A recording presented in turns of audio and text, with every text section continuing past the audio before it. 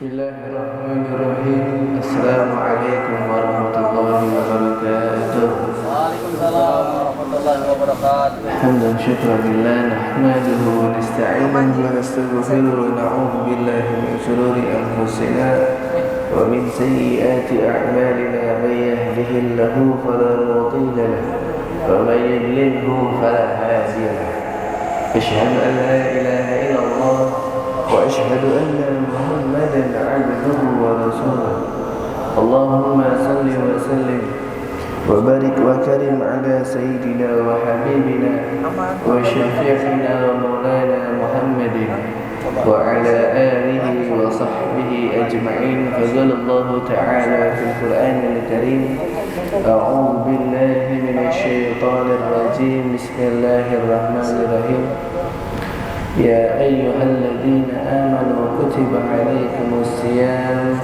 كما كتب على الذين من قبلكم لعلكم تتقون. صدق الله العظيم وصدق رسول النبي الحبيب الكريم ونحن على ذلك من الشاهدين والشاكرين والحمد لله رب العالمين.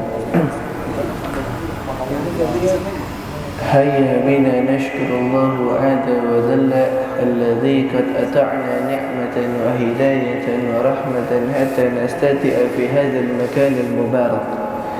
نصلي ونسلم على سيدنا وحبيبنا وشفيعنا وقرة أعيننا ومولانا محمد وعلى آله وصحبه أجمعين. أما بعد. Puja-puji serta syukur kehadiran Allah Subhanahu wa Ta'ala yang telah memberikan kita berbagai nikmat yang sudah kita rasakan nikmat tersebut. Maka banyak-banyaklah kita bersyukur kepada Allah Subhanahu wa Ta'ala. Salawat dan iring salam marilah kita curahkan kepada junjungan Nabi besar Muhammad sallallahu alaihi wasallam, daripada keluarga dan sahabatnya dan kita selaku umatnya, mudah-mudahan diberikan syafaat di yaumil akhir nanti. Amin ya rabbal alamin. As-shawm arba'a fil arkanil Islam. Jadi puasa adalah rukun Islam yang ke-4.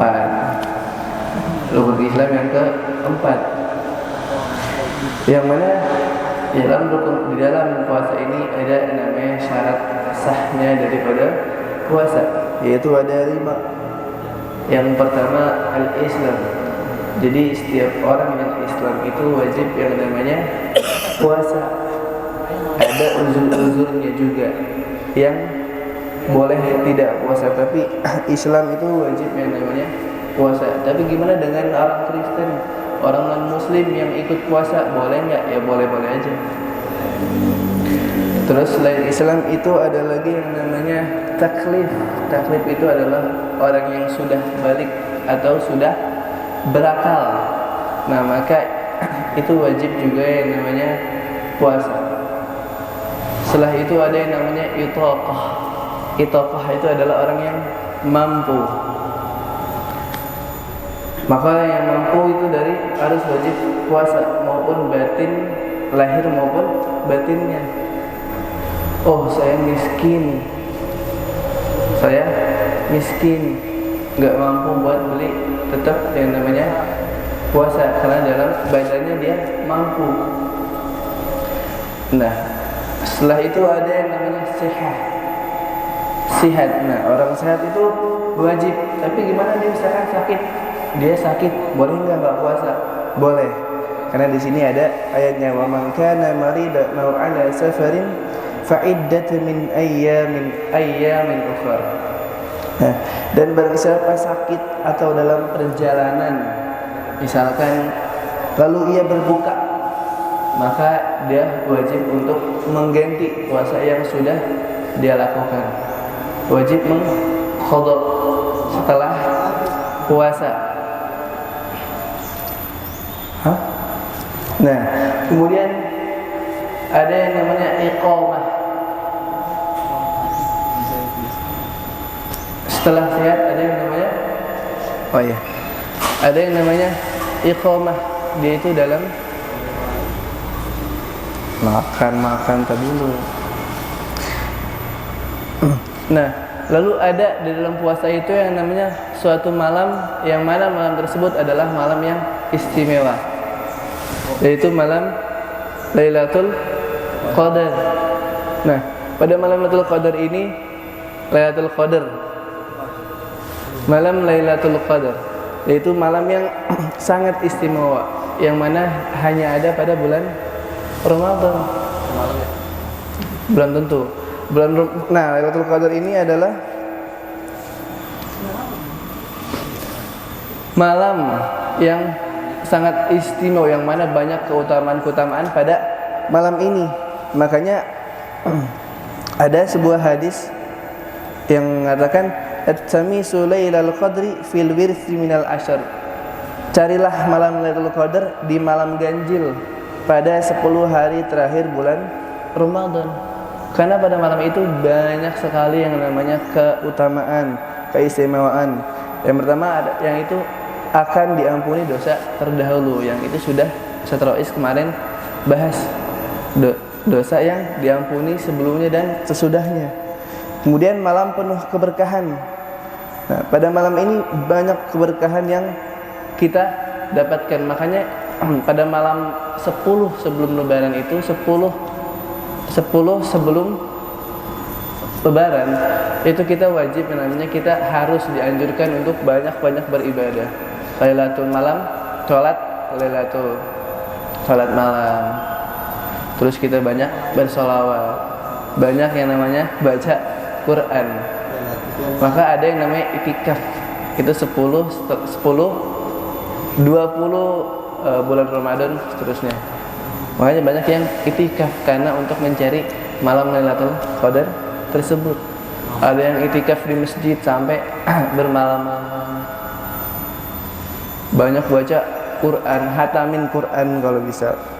Nah, terus lebih baik dari 1000 bulan. Lailatul Qadar itu lebih baik dari 1000 bulan. Kalau kata Ustazi, 1000 bulan itu sama seperti 83 tahun. Ada juga ulama yang mengatakan bulannya ada 1000. Nah, tapi kita dari ustadz kita itu biasanya 1000 bulan itu seperti sama 83 tahun. Maka keberkahan yang kita dapat itu seperti 83 tahun. Terus ada malam keselamatan dan setan tak bisa mengganggu. Ada lagi turunnya para malaikat ke bumi. Kayak ada di TikTok tuh, kayak ada malaikat turun kayak gitu-gitu. Nah, itu nggak tahu itu kayak gimana. Wallahu a'lam. Terus ada juga malam pencatatan takdir tahunan. Pada malam takdir juga setahun termasuk ajal dan rezeki. Selain itu akan dicatat juga segala sesuatu hingga akhir dalam setahun. Nah, ini juga ada yang terakhir, itu malam nuzulul Quran, yaitu turunnya Al-Quran. Dan pada malam Lailatul Qadar itu ada sebuah ciri-cirinya. Biasanya setelah paginya itu matahari cerah, matahari adem, gak panas, tidak panas matahari. Terus di malam hari itu tenang rasanya, langitnya sangat cerah, pokoknya suasananya tenang, spoi-spoi. Nah, pada malam Lailatul Qadar. Nah, makanya kita cari nih, kita harus dapetin malam Lailatul Qadar itu dengan kebaikan, dengan membaca Al-Quran, sholat malam, supaya kita bisa mendapatkan semua keberkahan, semua keutamaan yang ada pada malam Lailatul Qadar tersebut. Nah, mungkin saya kurang lebihnya mohon maaf. Assalamualaikum warahmatullahi wabarakatuh.